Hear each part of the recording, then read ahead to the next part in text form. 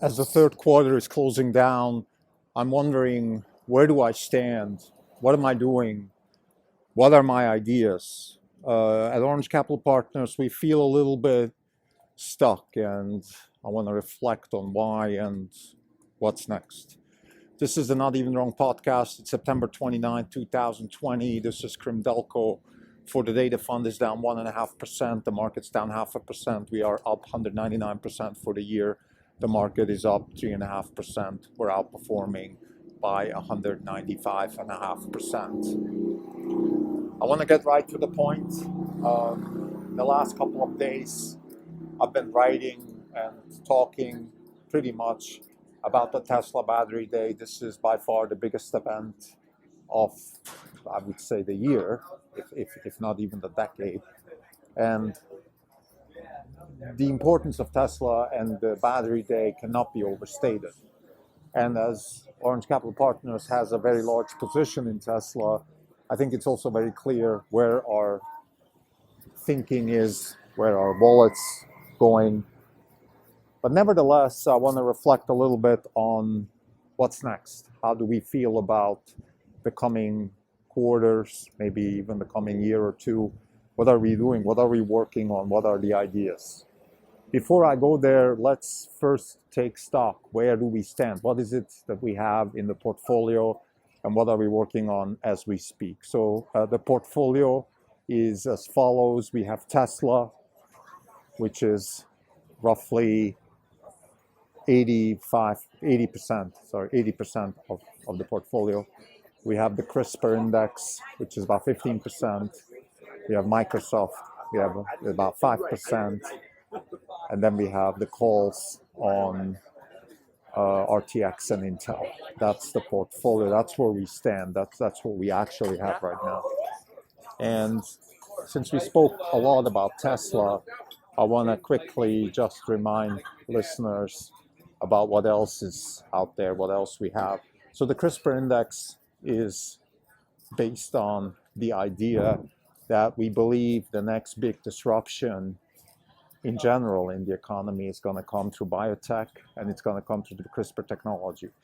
CRISPR is a technology that helps scientists and practitioners edit genes.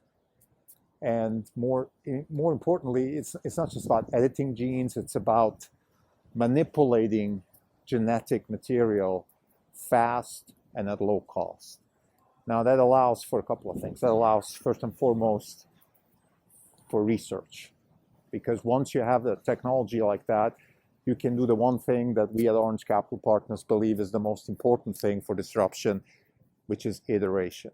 And like we stated many times on this podcast before, iteration is key to disruption. More specifically, the cost of iteration is directly related to the rate of disruption. So the lower the cost of iteration, the higher the rate of disruption. So we see a big opportunity in the CRISPR field. We have invested in publicly listed stocks. Now, the caveat here is we have not been able to identify one single disruptor. So we chose to buy an index, and the index consists of not just therapeutic stocks like CRISPR Therapeutics or Editas. We also have Intellia, which is, while also a therapeutic stock, I would say also a platform company. And then we have a company like Beam. Beam is also a therapeutic company. They're working on therapeutic solutions. But Beam also has, I would call it CRISPR 2.0 technology, which is base editing, which is a little bit more elegant, a little bit more less messy than CRISPR, and therefore has a promising future in terms of being applicable for solutions. We are also long Illumina in the index. Illumina is a company that is, we call it the Intel of biotech. So they are creating the massive cost reductions that are necessary to even do genetics, and that is more specifically the reading of the genome. I think even more dramatically than Moore's law, we've seen a lowering of the cost of genetic material reading, and that is more or less thanks to Illumina. And I think Illumina, while not the most successful stuff for us, is still a very exciting company. They just bought a company called Grail, which is a leader in liquid biopsy for cancer. So in a nutshell, that is, you can read the blood sample of a person and predict the probability of cancer by reading genetic material out of the blood sample. So a very disruptive, interesting, innovative solution for a massive problem, which is cancer. So, and the last stock in the CRISPR index is Twist Therapeutics. Twist is a company that is the best performer in our index, and they are a leader in synthetic DNA. And what that means is they can produce DNA that is not made in nature, and that is being used for things like therapeutic, pharmaceutical research, and also, for example, for COVID research, because they can produce synthetic DNA of coronaviruses, and then these synthetic samples can be used as cross-check for, let's say, COVID testing. And that has contributed a lot to the performance of Twist. So the index, as I said, is up about 10% in the portfolio, which is a good performance. It's a decent performance. It's because don't forget, the index as the beginning of the year was 30% of the NAV. So we've contributed 10% to the portfolio with a 30% position. That means that the actual index is up like more than 30%. So that's way better than the NASDAQ, way better than the S&P. So we're okay with that. We're okay, but this is, of course, our mission is to generate wealth by investing in disruptive technologies with large impact. And so far, unfortunately, we haven't been able to generate wealth with this, and we haven't had the large impact that we're looking for. So we're still in the early stages of this CRISPR index actually delivering. And this leads me to, I guess, the question of what's next. I think for the coming quarters, we expect the CRISPR index to start delivering more results. We also expect to be working more on new ideas related to biotech. We work, I would say, other than the Tesla situation that we, of course, analyze acribically every day, we are spending more and more time on themes around CRISPR. It could be cancer research, it could be latest technologies or ideas around base editing, it could be things like CAR T cells, which is a genetically modified version of T cells that can help our immune system to fight cancer. It is about, like I mentioned, liquid biopsy. So there's all kinds of ideas and possibilities how genetic engineering and genetic manipulation can help us get better at solving medical, therapeutic, pharmaceutical problems. So one of the answers to what's next is actually CRISPR, genetic engineering, genetic manipulation, using genetic information and genetic technology to solve problems in the field of medicine and pharmaceuticals is, and by the way, also nutrition. That is part of our work going forward. We think the CRISPR technology has an enormous potential. This is the beginning of digitization of biology in a real sense, not just in a theoretical sense. We're very excited about this. We think that we attribute the potential here to a 10x, like we believe Tesla was a 10x when we started. Of course, it has delivered already, so now we're looking at a further expansion of that. But we believe that CRISPR is in that realm and therefore is just at the beginning of delivering. So what kind of work are we doing? Reading white papers, looking at industry participants and their interviews and talking to some of them, particularly Rodolphe Barangu, one of our contacts that we've spoken several times before, is a very interesting source here. But the CRISPR journal that he is editor, chief editor of, is another very important source. So those are the kinds of things we're doing. I have stayed away from conferences, particularly SynBioBeta, which is actually happening right now. I feel like conferences are becoming commoditized, and I'm not very interested anymore. But of course, there's always an interesting maybe glimpse you can get from them. But overall, I feel like the most interesting contribution that we can get from anybody is typically talk to interesting participants in the field. Like, let's say, Rodolphe Barangu is a great accumulation of knowledge and smart and wit and understanding of the situation. He's able to formulate it in a way that I believe gives us enough base to build our own thesis on. We are also actively looking at, for example, like I said, the CRISPR journal, reading articles, clearly not to the point where we want to replicate the scientific validity of those articles, but we want to understand where is the field going on the science side.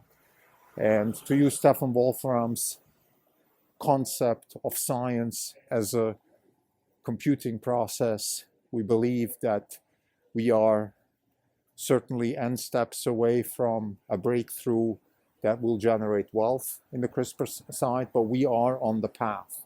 So we're on that right path between the beginning and the point where wealth can be generated at large scale. We are on that right path, and we are following the steps. Hopefully, those steps can be shortened. Hopefully, we can contribute to the shortening of those steps. But in general, that's the concept, that's the idea, the way we think about these topics, which is, are we on the right path? Is science at a point where it can, through further iteration, get to a technology application and therefore become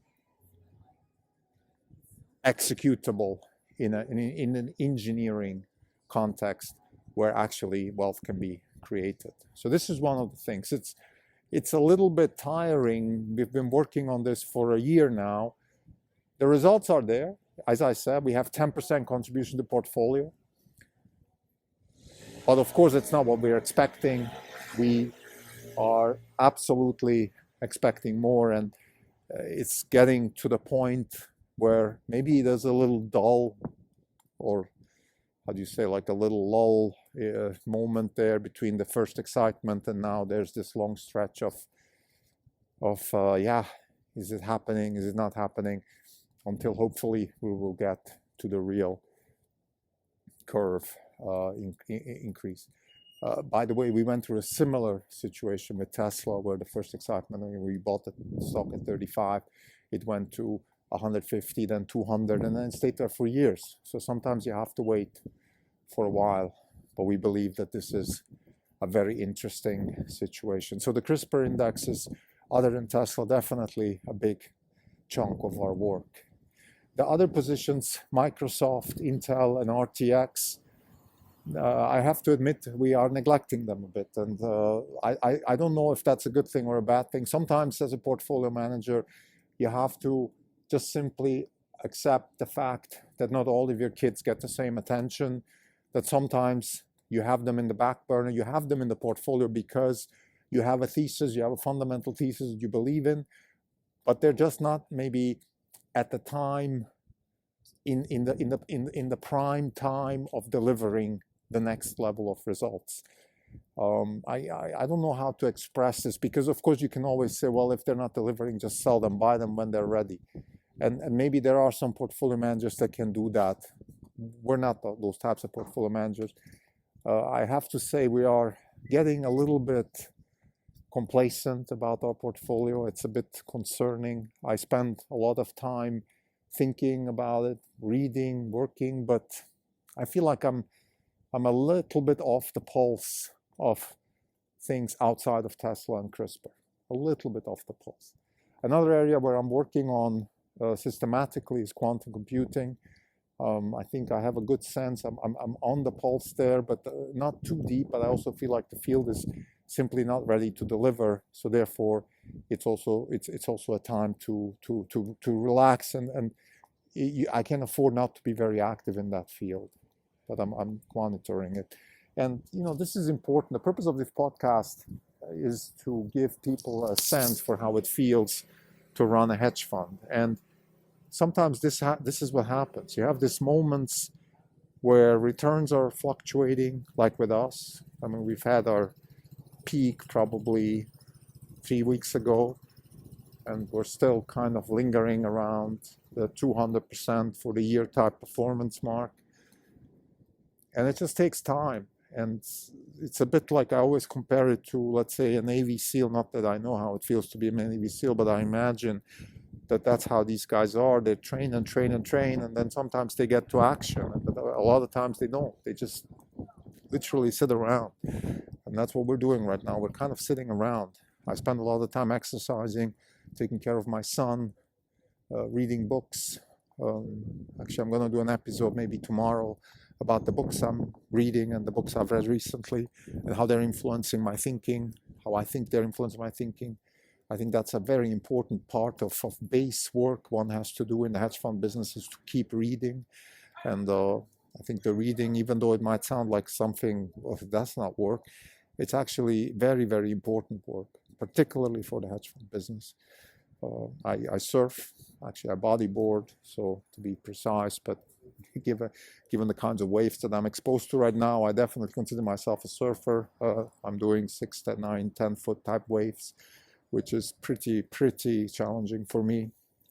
So right now we have a big swell in San Francisco, so I spend a good chunk of the mornings being involved with the ocean, and that's right about what we're thinking right now, where we stand. The third quarter is just about to close, and to summarize, we are active, we are working, but we have a bit of a lull, and that's okay.